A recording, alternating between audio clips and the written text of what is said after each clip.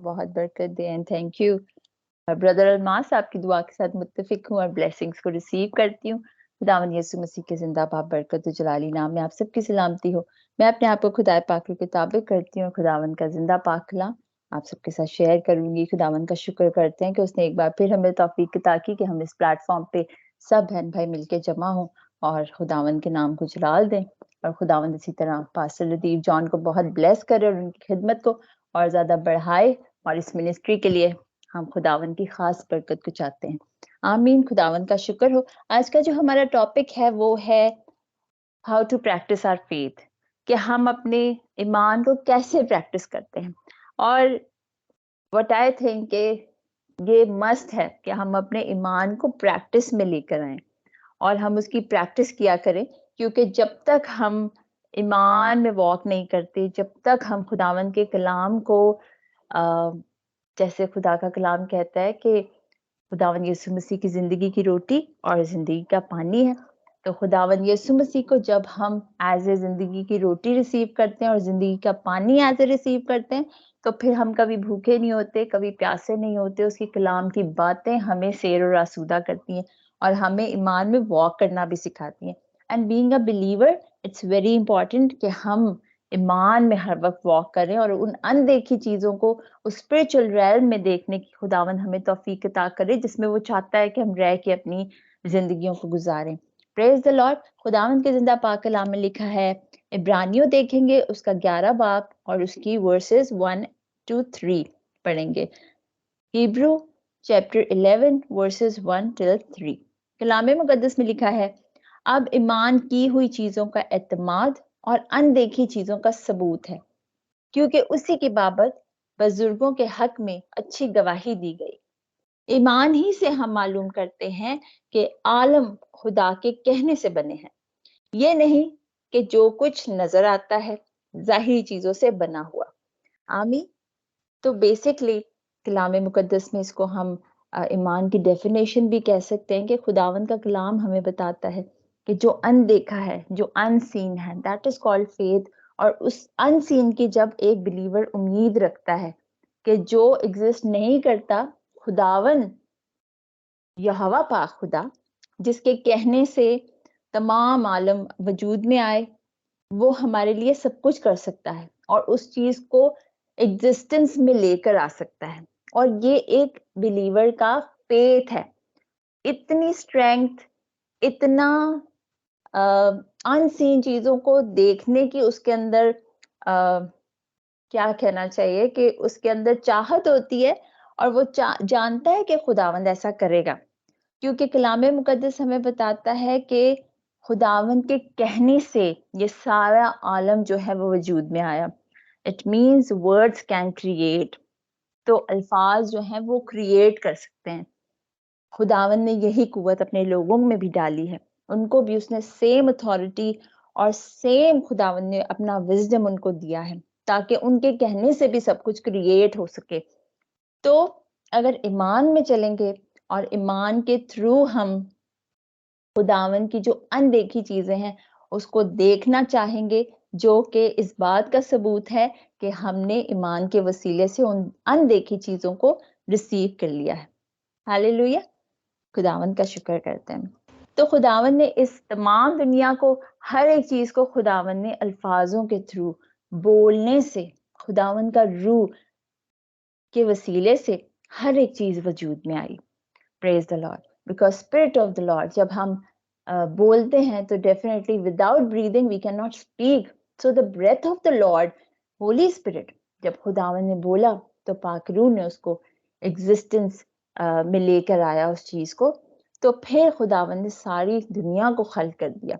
और कलाम कहता है कि ऐसी बात नहीं है कि जो कुछ हमने देखते हैं, जो कुछ हम देखते हैं अपनी सराउंडिंग में, नेचर को देखते हैं, पहाड़ों को, दरियाओं को, और बहुत बड़े बड़े, जैसे हम अब देखते हैं कि कितने डिजास्टर्स दुनिया में आ रहे हैं, सब कुछ, मगर ये हम जानते हैं कि ये सब कुछ हमारे खुदावन ने बनाया है और ये सब कुछ हमारे खुदावन यहोवा पाक खुदा के ताबे है।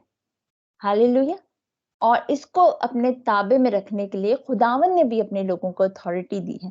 खुदावन के कलाम में अयूब भी कहता है, अयूब चैप्टर 22 और उसकी वर्स 28 में लिखा है, जोब 22 एंड वर्स 28 में लिखा है, जिस बात को तू कहेगा वो तेरे लिए हो जाएगी और नूर तेरी राहों को रोशन करेगा। Praise the Lord. खुदावन का जिंदा पाक कलाम हमारे कदमों को नूर बख्शता है। खुदावन का कलाम हमें रोशनी में वॉक करना सिखाता है। खुदावन कहता है कि जब जिस बात को तू कहेगा वो तेरे लिए हो जाएगी। खुदावन ने जब अपनी ज़बान से अल्फाज निकाले थे तो उस वक्त इस ज़मीन पर गहराव था और उसके ऊपर तारीकी थी। खुदा की जो रूह थी पानी की सतह पे जुम्बश करती थी और खुदा ने उस तारीकी में से खुदावन ने रोशनी को पैदा किया। रोशनी के एग्जिस्टेंस की वजह से वो जो तारीकी थी वो ज़मीन पर से जाती रही। तो खुदावन का कलाम यहाँ पे उसी अथॉरिटी की, उसी तारीकी की बात करता है, क्योंकि नूर हमेशा हम देखते हैं कि तारीकी में ही चमकता है। जहाँ तारीकी है, जहाँ मौत है, जहाँ अंधेरा है, खुदावन का नूर वहाँ पे चमकता है। And who is the light of the world? He is Jesus Christ. और उसने आपको और मुझे भी यही कहा है कि हम इस दुनिया के नूर हैं। हालेलुया। तो कितनी प्यारी बात है कि खुदावन ने कैसे हमें जब चुना, कि उसने कैसे हमें अपनी अथॉरिटी भी दी कि हम ईमान में वॉक करें और ये जो क्रिएशन है उसमें हम भी अपना हिस्सा डालें और हम भी अपने अल्फाजों के थ्रू क्रिएट करना शुरू करें, क्योंकि खुदावन ने हमें अथॉरिटी दी है। तो कलाम कहता है कि जिस बात को तू कहेगा वो तेरे लिए हो जाएगी, डेफिनेटली हो जाएगी। देयर इज नो डाउट कि नहीं होगी। खुदावन के कलाम में कोई ऐसी बात नहीं कि उसने ये कहा हो कि ये काम नहीं हो सकता। एवरीथिंग इज पॉसिबल, और specially for those who believe and specially for those who knows how to walk in spirit. Praise the Lord. और सबसे इंपॉर्टेंट की पॉइंट, सबसे इंपॉर्टेंट बात, अगर हम चाहते हैं हम ईमान को अपनी जिंदगी में प्रैक्टिस करें और ईमान के वसीले से हम अपनी जिंदगी में हीलिंग को रिसीव करें, फाइनेंशियल ब्रेक थ्रू को रिसीव करें, या हम इमोशनली स्टेबिलिटी चाहते हैं, या हमें जिस भी तरह की खुदावन की पाक हजूरी से नीड है, या हम स्पिरिचुअल ग्रोथ चाहते हैं, या हम चाहते हैं कि खुदावन की इतनी नजदीकी में चले जाएं कि we just wanted to lost into his holy presence, और हम जो कुछ भी खुदावन से चाहते हैं तो खुदावन हमें वो अता करे। तो देयर इज अ की, और वो ये है कि we have to be a good listener. एक अच्छा लिसनर ही ईमान में सही से वॉक कर सकता है। अगर हम अच्छा सुनते नहीं हैं तो इट मीन्स कि हम अच्छे से रिएक्ट नहीं कर सकते, हम अच्छे से परफॉर्म नहीं कर सकते।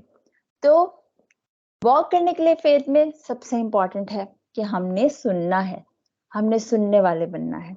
क्योंकि खुदावन के जिंदा पाक कलाम में हम जितने भी खुदावन के लोग देखते हैं वो बड़े जबरदस्त थे, क्योंकि वो खुदावन की इंस्ट्रक्शंस को फॉलो करते थे। क्योंकि जब हम खुदावन की सुनते हैं तो वो हमेशा आपको एक इंस्ट्रक्शन देता है, क्योंकि हमारा खुदावन तरतीब का खुदा है।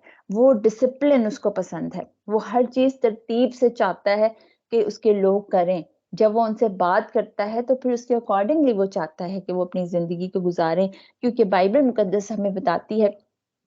हम देखेंगे वर्स 6 में, इब्रानियों उसका 11 बाब और उसकी वर्स 6 में लिखा है, और बगैर ईमान के उसको पसंद आना नामुमकिन है, इसलिए कि खुदा के पास आने वाले को, नाउ ये एक बहुत इंपॉर्टेंट बात है, ईमान अगर है तो है, और अगर नहीं है तो नहीं है। There is nothing in between के ईमान कम है, ज्यादा है, ईमान शेक हो गया था, हम फॉल हो गए, या कोई ऐसी एग्जांपल हमें नहीं अपनी लाइफ में चाहिए। या तो ईमान है और या तो ईमान नहीं है, क्योंकि बगैर ईमान के खुदावंद का कलाम कहता है कि खुदा को पसंद आना नामुमकिन सी बात है। खुदा को हम पसंद नहीं आ सकते जब तक हमारे अंदर ईमान ना हो, और ईमान में वॉक करने के लिए we have to be a good listener. तो कलाम कहता है कि इसलिए कि खुदा के पास आने वाले को, जब हम खुदा के पास जाते हैं तो सबसे इम्पोर्टेंट हमारा जो ईमान है वो इस बात पे होता है कि खुदावन के पास हमारे हैं और खुदावन मौजूद है। Praise the Lord. और जब खुदावन मौजूद होता है तो आपको पता है कि ओल्ड टेस्टामेंट में खुदावन की जब पाक हजूरी आती थी तो इट्स वेरी हॉरिबल, क्योंकि बहुत खौफनाक मंजर वहां पेश करता है मोसेस की स्टोरी में और सारे इजिप्ट के सफर में। और उसके बाद हम बाइबल की जो 5 बुक्स शुरू की हम पढ़ते हैं, उसके अंदर हम देखते हैं कि खुदावन की पाक हजूरी और उसका एक जजमेंटल बिहेवियर और उसकी इतनी होलीनेस और इतनी पाकीज़गी कि खुदा के सामने कोई भी शख्स गुनाह करके टिक नहीं सकता था। विद इन अ सेकंड इससे पहले कि खुदा के लोग उस गैप में खड़े होते थे, एक वबा आती थी और उस वबा से एक पल में हज़ारों लोग मर जाते थे। और खुदावन की हज़ूरी बहुत पाक है।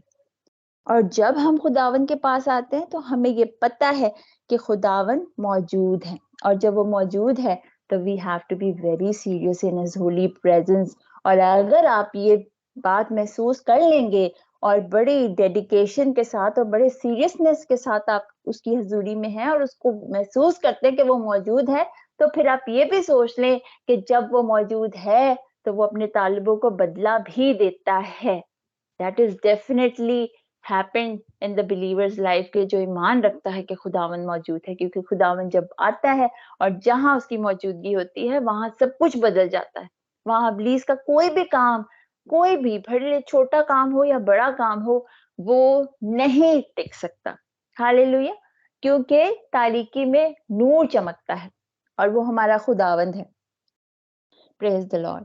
तो पहली बात, खुदा के लोग ये जानते हैं कि हम इस बात पे ईमान लाते हैं कि वो मौजूद है, और फिर कहता है कि वो अपने तालिबों को बदला देता है, और ईमान के साथ उसकी पाक हजूरी में आते हैं। खुदावन के कलाम में हम देखते हैं कि जब खुदावन के लोग, जैसे खुदावन ने इसी वर्स इसी चैप्टर में वर्स 7 में एंड ऑनवर्ड्स हम देखते हैं कि यहाँ पे पूरी लिस्ट है एक, जहाँ पर खुदावन ने अपने लोगों के बारे में बताया कि नूह को खुदावन ने कैसे बुलाया। और कलाम कहता है कि जब ईमान ही के सबब से नूह को खुदा ने बुलाया, और फिर कहता है कि खुदा की इंस्ट्रक्शंस को पाके, खुदावन की हिदायत को पाकर उसने परफॉर्म किया। खुदावन ने जो उसको कहा था कि तू कश्ती बना, तो उसने कश्ती बनाई। बेशक वो अपनी सराउंडिंग में एक फुलिश इंसान था, क्योंकि कहीं ना कहीं इतना एक्सट्रीम पे फेथ में चले जाना, और फेथ में आप जब अ, कुछ करते हो तो डेफिनेटली सराउंडिंग के लोग आपको कई बार, बहुत बार बेवकूफी बोलेंगे कि जो चीज दिख नहीं रही, जो चीज एग्जिस्ट नहीं कर रही, और ये शख्स कहता है कि वो मौजूद है। क्योंकि खुदावन, हम जानते हैं कि हमारा खुदावन अपने वादों का सच्चा खुदा है, और वो कहता है कि अनदेखी अनदेखी चीजों का वो हमें सबूत देता है, क्योंकि उसकी एग्जिस्टेंस हमें इस बात का एहसास दिलाती है कि वो लामहदूद खुदा है और वो सब कुछ करने में कादिर है। हालेलुया। तो कलाम कहता है कि नूह को जब उसने अपनी इंस्ट्रक्शंस दी, तो नूह जो था, he was a good listener. उसने जो सुना, सुनकर उसने उसके अकॉर्डिंगली काम किया जैसे खुदावन ने उसे कहा। और फिर खुदावन ने उसको एक टाइटल भी दे दिया। जब उसने खुदावन का काम किया तो खुदावन ने उसको एक टाइटल बख्शा, और खुदा का कलाम कहता है कि रास्तबाजी का वारिस हुआ वो, जो ईमान के वसीले से उसको मिली थी।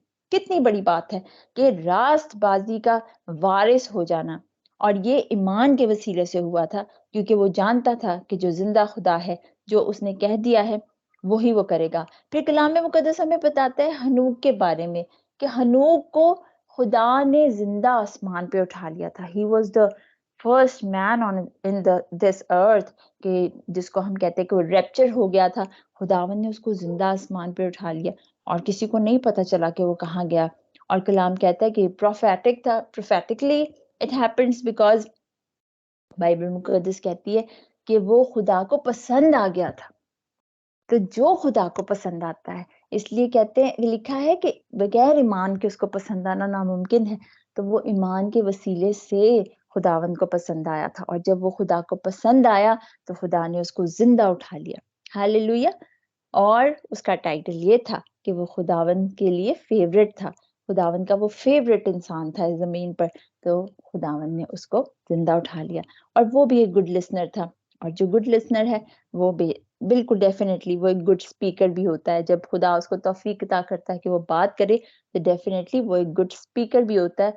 और खुदा का रूह इस बात को जाहिर करता है कि जो कुछ वो बोलता है वो खुदा की मर्जी से है, क्योंकि जो अनॉइंटिंग है, जो पाक रूह की जो पाक रूह का जो एक टच है, वो सराउंडिंग में जो लोग उस शख्स को जब सुनते हैं, तो वो ये जान जाते हैं कि ये रूह में बात करता है या ये जिस्म के मुताबिक इंसान बात कर रहा है। और ये अच्छे लिसनर जो हैं, जैसे हम प्रेयर ग्रुप्स में भी जाते हैं, तो अच्छे लिसनर्स भी इस बात को फ़ौरन जज कर देते हैं कि ये बंदा रूह में बात कर रहा है या इसने कोई मैसेज बस अपने नॉलेज के थ्रू इसने मैसेज को प्रिपेयर किया और हम सबके साथ शेयर कर दिया, because it's not very difficult for the man जो एक रूम में नहीं भी वॉक कर रहा होता ज़्यादा, अपने नॉलेज बेस्ड चीज़ों को कलेक्ट कलेक्ट करके तो शेयर करना इट्स नॉट वेरी डिफिकल्ट। मगर जब रूह बात करता है, तो खुदा का जो रूह है जब वो आता है, तो हर एक चीज़ को वो चेंज कर देता है। कुछ भी वैसा सेम नहीं रहता, क्योंकि खुदावन जब आता है, तो सब कुछ फिर बदल जाता है। हालेलुया! तो खुदावन ने इसी तरह अपने लोगों को डिफरेंट इंस्ट्रक्शंस दी, उनसे हम कलाम हुआ। तो खुदावन ने जैसे सैमुअल को भी आवाज़ दी, तो खुदा उससे बात करना चाहता था। जब वो बात करता, उसको अपनी इंस्ट्रक्शंस देता है, तो उसके बाद खुदा के जो लोग हैं, वो उस काम को फिर शुरू करते हैं। बगैर खुदा की मर्ज़ी जाने खुदावंद के लोग कोई काम भी नहीं करते और ना ही उनको करना चाहिए। अपनी अक्ल और अपनी समझ नहीं चलानी चाहिए, बल्कि हर बात में खुदावंद को सामने रखना चाहिए। फिर हम देखते हैं कि अब्राहम की लाइफ में आप देखो कि अब्राहम को तो he is the father of faith, और वो ईमानदारों का बाप है। ईमान का फादर उसको कहा गया है कि ईमान लाने वाला वो शख्स जो इस जमीन पे था, खुदावन ने उसके थ्रू ही एक ईमानदार जनरेशन को फिर आगे से पैदा किया, जो उसके बाद जितनी नस्ल उससे पैदा हुई, वो सारी ईमानदारों की नस्ल पैदा हुई। और खुदावन ने उसको ईमानदार ठहराया, और वो इतना ईमान खुदावन पे लाया कि वो तो जानता भी नहीं था। उसने भी खुदावन की इंस्ट्रक्शंस को जैसे सुना, पहले उसने सुना, फिर उसने खुदावन की इंस्ट्रक्शंस को फॉलो किया। और फिर हम देखते हैं कि एक वेटिंग का प्रोसेस, वेटिंग का जो प्रोसेस है, ये वो प्रोसेस है जहां पर आकर इंसान अक्सर शेक हो जाता है, स्पेशली बिलीवर्स भी। बहुत बार हम देखते हैं कि जब वेटिंग के फेज में हम एंटर होते हैं सुनने के बाद भी, तो उस वेटिंग के जो स्टेप्स हैं उसको हम फॉलो ही नहीं कर पाते, वहीं पे लोग गिर जाते हैं और वहीं पर वो अपनी अक्ल समझ चलाना शुरू करते हैं। क्योंकि ईमान के थ्रू ये कह देना इजी है कि हमने रिसीव कर लिया, मगर उसको रिसीव करके उसके अंदर कायम रहना, दैट इज वेरी डिफिकल्ट। और वहां पर ही इब्लीस जो है इंसान के माइंड पर कंट्रोल करने आ जाता है, और उसके माइंड को वो शेक करना चाहता है, उसके फेथ को हिलाना चाहता है कि नहीं, अभी जो बात कही गई वो तो आपके अंदर अभी हुई नहीं। अगर आपने हीलिंग रिसीव कर ली, तो हीलिंग तो अभी फील ही नहीं हुई आपको, आपके अंदर तो वो एग्जिस्ट ही नहीं करती हीलिंग। तो कैसे आपने हीलिंग को रिसीव कर लिया? आप तो आज भी पेन में हो अभी तक तो। मगर जब आप उसको रिसीव करते हो, देयर इज अ टाइम कि खुदा अपनी हीलिंग को आपके रिसीव करने के उसी वक्त खुदावन उसको रिलीज कर देता है आपके लिए। मगर करना क्या है? वेट करना है। और हर एक नेगेटिविटी को अपनी लाइफ से रिब्यूक जब करते रहते हैं, तो कभी भी इब्लीस की कोई बात हमारी लाइफ में नहीं टिक सकते। एक बात याद रखें कि हमारी जिंदगी में जो कुछ भी हो रहा है, वो खुदावन जिंदा यहोवा पाक खुदा की मर्जी से ही होता है, क्योंकि हम उसके बेटे बेटियां हैं और हम ईमान में वॉक करते हैं। उसके मंसूबे हमारी जिंदगी के लिए सिर्फ भलाई के हैं, और वो चाहता है कि हमारा हमेशा ही भला हो। हालेलुया! खुदावंद का शुक्र करते हैं। अगर हम जेरेमाया की बुक में देखें, तो जेरेमाया चैप्टर 29 और उसकी वर्सेस 11 टू 13 आपके लिए पढ़ूंगी। खुदावंद के जो मंसूबे हैं अपने लोगों के लिए, खुदावंद के हमारे लिए जो प्लान्स हैं, वो हमेशा ही भलाई के हैं। और अगर कोई प्लान हम सोचते हैं कि फेल हो गया है या वो नहीं सक्सेसफुल हमारी लाइफ में हो रहा, it's not because of God, it's all because of us. कि हम ईमान में, इट मीन्स कि हम उस तरह ईमान को रिसीव ही नहीं कर पा रहे, हम उस तरह ईमान में वॉक ही नहीं कर रहे, या तो हम ये नहीं समझ पा रहे कि खुदावन की पाक हजूरी मौजूद है। और अगर हम ये सोच लेते हैं कि वो मौजूद है, तो फिर हम ये नहीं जान पाते कि हमने उससे दुआ मांगी है तो वो पूरी होगी या नहीं होगी। और अगर हम ये जान लेते हैं कि हाँ दुआ पूरी हो जाएगी, तो फिर हम सब्र को अपना काम करने नहीं देते, तो कहीं ना कहीं हम वीक पड़ जाते हैं। बट खुदावन का कलाम कहता है कि राई के दाने के बराबर भी ईमान होगा। राई का दाना, अक्सर इसको इस तरह प्रीच किया जाता है या इसके बारे में कहा जाता है छोटा दाना होता है, छोटा नहीं है। खुदावन के कहने का मकसद ये है कि बहुत स्ट्रांग होता है, इतना स्ट्रांग होता है कि उसको कोई तोड़ नहीं सकता, बहुत मजबूत। ईमान छोटा या बड़ा नहीं है, ईमान या तो कमजोर है, या तो नहीं एग्जिस्ट करता, या है और बहुत मजबूत है। हालेलुया। और खुदावंद ईमान को बढ़ाता है। कैसे बढ़ाता है? जब हम ईमान को प्रैक्टिस करते हैं, जब हम सब्र को अपना काम ही नहीं करने देते, तो फिर डेफिनेटली वो सारा जो एक स्टेप्स हैं, जो खुदावंद ने हीलिंग रखी है आपके लिए, जो एक फेज से हमें गुजर के उसको रिसीव करना है, हम वहां पे फेल हो जाते हैं, वीक पड़ जाते हैं, और इब्लीस को फिर कंट्रोल दे देते हैं कि वो फिर हमारे माइंड से बस खेलता रहे, और वो नेगेटिविटी हमारे अंदर डेवलप कर देता है और ईमान को बढ़ने नहीं देता। हालेलुया। खुदावंद के मंसूबे हमारी जिंदगी के लिए हमेशा भलाई के लिए हैं। जेरेमाया चैप्टर 29 और उसकी वर्सेस पढ़ेंगे 11 टू 13। कलाम मुकद्दस कहता है, क्योंकि मैं तुम्हारे हक में अपने ख्यालात को जानता हूँ। खुदावंद फरमाता है, यानी सलामती के ख्यालात, रिसीव इट। वो आपकी सलामती चाहता है, उसके ख्यालात आपके लिए सलामती के हैं। तो हम इस बात को रिसीव करते हैं कि यस खुदावंद, हम हमेशा तुझ में अपनी सलामती को रिसीव करते हैं, और हम इस सलामती में वॉक करेंगे, हम इस सलामती को जिएंगे। फिर कलाम कहता है, बुराई की नहीं, ताकि मैं तुमको नेक अंजाम की उम्मीद बख्शूं। तो उम्मीद क्या है? उम्मीद, हमारे ईमान की उम्मीद क्या है? कि हम एक अच्छा फ्यूचर खुदावंद हमें देना चाहता है, नेक अंजाम की उम्मीद बख्शूं। यानी कि आपकी जो डेस्टिनेशन है, आपकी जो जहां पे खुदावंद आपको लेके जाना चाहता है, उसकी उम्मीद ये है कि वो नेक है। हालेलुया। तो there is no negativity for you कि खुदावन कहे कि मेरे मंसूबे तुम्हारे लिए, खुदावन का कलाम तो ये कहता है कि मेरे मंसूबे तुम्हारे लिए अच्छाई के हैं, भलाई के लिए हैं। Praise the Lord. तब तुम मेरा नाम लोगे और मुझसे दुआ करोगे और मैं तुम्हारी सुनूंगा। तुम मुझे ढूंढोगे और पाओगे जब पूरे दिल से मेरे तालिब होगे।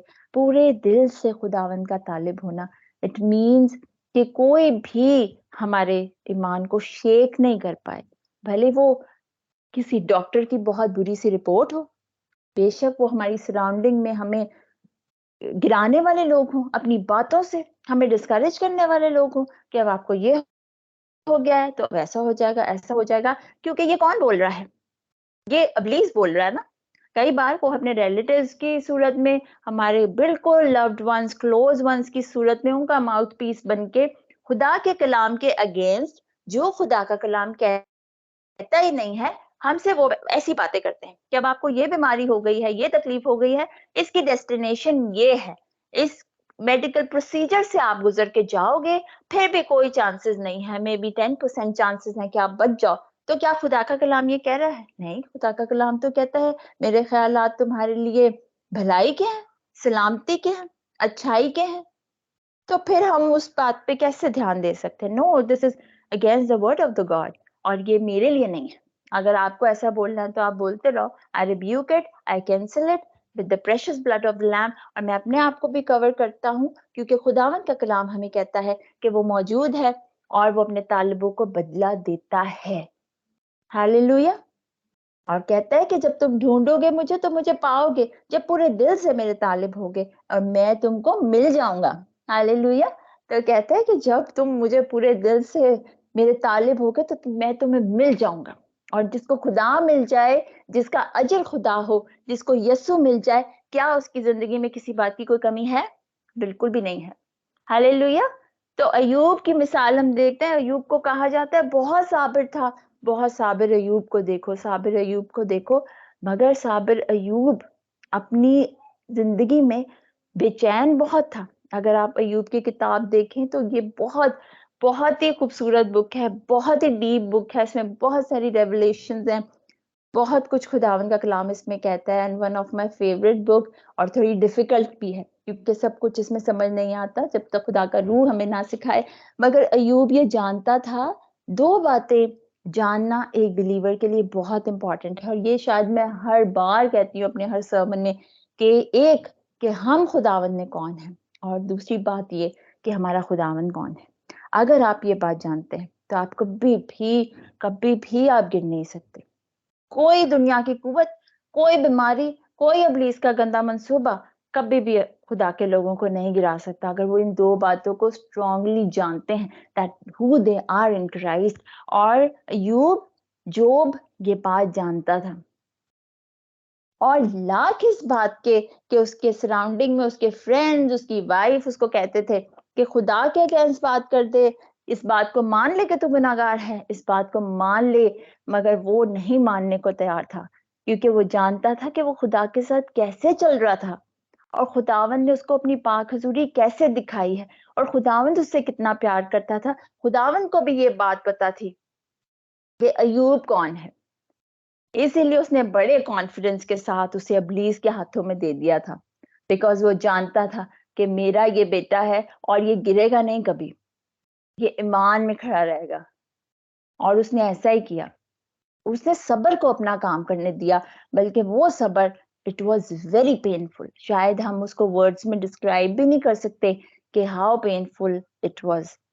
मगर आज हमारी जिंदगियों में हमारी जो माइंड में ही बैटल इतनी ज्यादा चलती रहती है कि मीडिया के थ्रू, और इतनी अवेयरनेस है हर तरफ कि हमें इतना डिस्ट्रैक्ट हर चीज कर देती है कि हमें खुदा के कलाम के वादों की तरफ हमारा ध्यान जाता ही नहीं है, अपनी मेडिकल कंडीशन की तरफ चला जाता है और उस सफरिंग की तरफ चला जाता है, और सारी इस तरह की चीजें हमारे माइंड में आ जाती हैं। मगर खुदावंद का कलाम कहता है कि मेरे मंसूबे तेरे लिए भलाई के हैं। सब्र को अपना काम करने दें, सब्र के टाइम पर हम वीक ना पड़ जाएं, क्योंकि अगर सब्र नहीं करेंगे तो खुदावन की जो वादा की हुई चीजें हैं उसको हासिल नहीं कर सकते। जैसे कौम बनी इस्राइल ने अपनी इसी बात की वजह से कि बहुत बुड़बुड़ाना, परेशान रहना, हमें ये नहीं मिलता, हमें वो नहीं मिलता, और वो जो प्रॉमिस लैंड था उसमें कोई एक शख्स भी उनमें से दाखिल नहीं हो पाया, सब रास्ते में ही हलाक हो गए।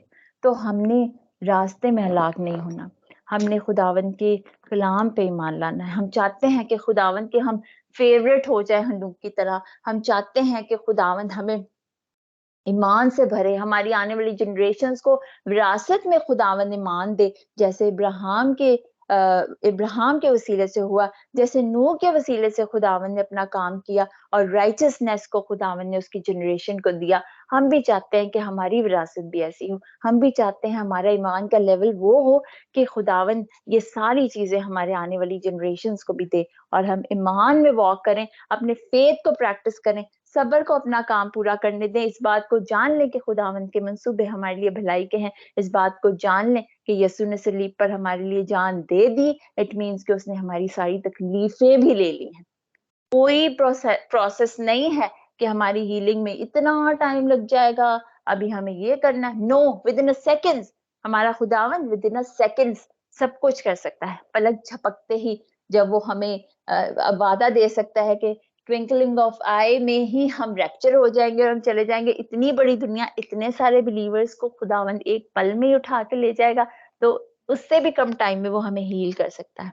ईमान का जो बीज है, राई का दाना, बहुत मजबूत, बहुत स्ट्रॉन्ग, और जब वो बढ़ता है तो बहुत बढ़ता है, और उसके शेड में परिंदे और लोग भी आके उसके साए में बैठना पसंद करते हैं, क्योंकि उससे ब्लेसिंग रिलीज होती है।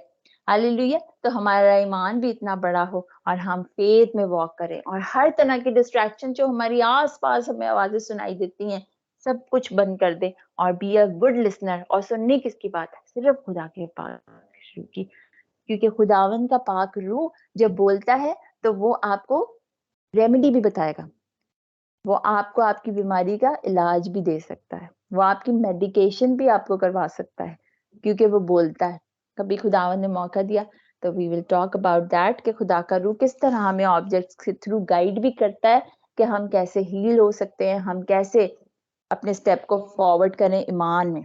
हालेलुया। तो खुदावन का शुक्र करते हैं, और खुदावन हम सबको ईमान में इसी तरह चलना सिखाए, ताकि हम अपने फेथ को प्रैक्टिस करते रहें, और खुदावन की बड़ी बड़ी बातों को, बड़े बड़े कामों को अपनी जिंदगी में जब एक्सपीरियंस करते हैं तो फिर उसकी बात ही कुछ और है, हमारी लाइफ बड़ी गवाहियों से भर जाती है। हालेलुया। खुदावन का शुक्र हो। Thank you so much for listening. God bless you all.